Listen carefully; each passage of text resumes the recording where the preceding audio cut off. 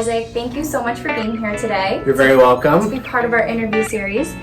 Before we get into anything, can you tell me a little bit about yourself? So obviously my name's Isaac.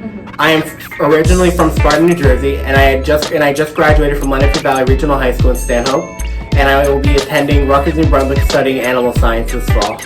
Amazing. And can you tell me a fun fact about yourself? Something really cool about myself is I really love to travel. Where have you traveled?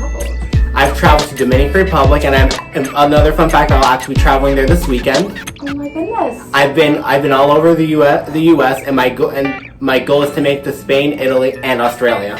You're gonna have to come back. We'll interview you again. We'll hear all about these experiences. Okay. All right, Isaac. So I hear that you're a fantastic horseback rider. Yes, that is very true. Okay, so how have you managed to balance your schoolwork and your passion for horseback riding? When I first got started, it was pretty easy because, I was only like 5 years old when that started, and I would do school during the week, and then I just go either once or twice on the weekends, which was pretty easy.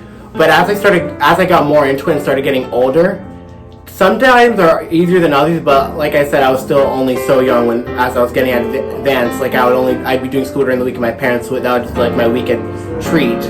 But now that I'm older and I'm driving and I also have a job, sometimes are harder than others because you gotta schedule your availability with your job, and you gotta make sure you get all your schoolwork done. You also want to make sure you have time to do what you love to do.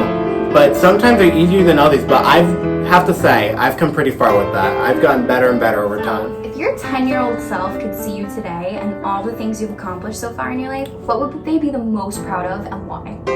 They'd be the most proud of me not giving up. Because there were times in school I did struggle academically at times and I almost wanted to give up on myself, but I never did, thanks to the help of some people. But they would be most proud. They would be saying to me, "You did it. I knew you could do it." That's what they would be saying to me right now. So who has been a role model or mentor figure in your life, and what are some of the important lessons they've taught you? I really have to thank both my parents. There are times, my dad, he's got a really nice job, but there are days he's got to be up late working and stuff like that, and there's days he's got to be going in person to the office, especially with this pandemic. He's been home a lot, so there are times he's got to be at home in his office on Zoom calls all day.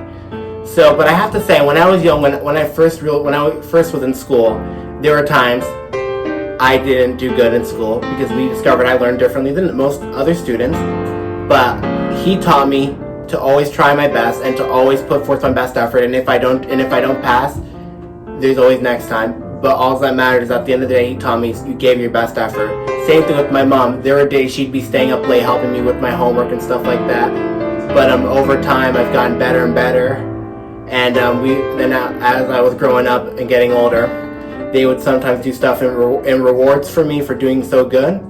So I gotta thank them for that. They both taught me to never give up on myself and that I can do it. That I just gotta have faith. That I just gotta put forth my best effort. So tell me about a time in your life that seemed really difficult in the moment, but in turn taught you a really important skill that you think other people could benefit from hearing. So in 8th grade, my toughest class was social studies.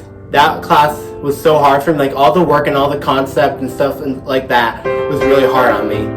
And there were times I wasn't doing good. Like I felt like, oh my god, I just felt like it was so much pressure and I was under a lot of pressure during that class. So I didn't do so good at the beginning, but over time I got better.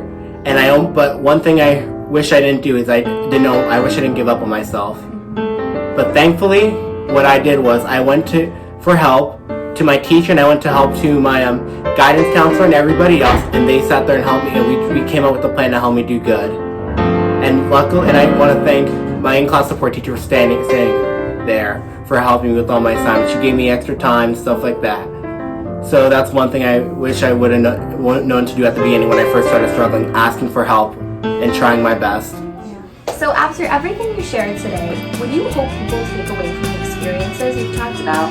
And what is your final piece of advice for all of our viewers? So one thing I hope people will take away from this video is there's time to have fun and work, but always make sure you get all your work done before you have fun. That's one piece of advice I would say. Then some advice I'd give you, don't give up on yourself, always strive for excellence and follow your dreams.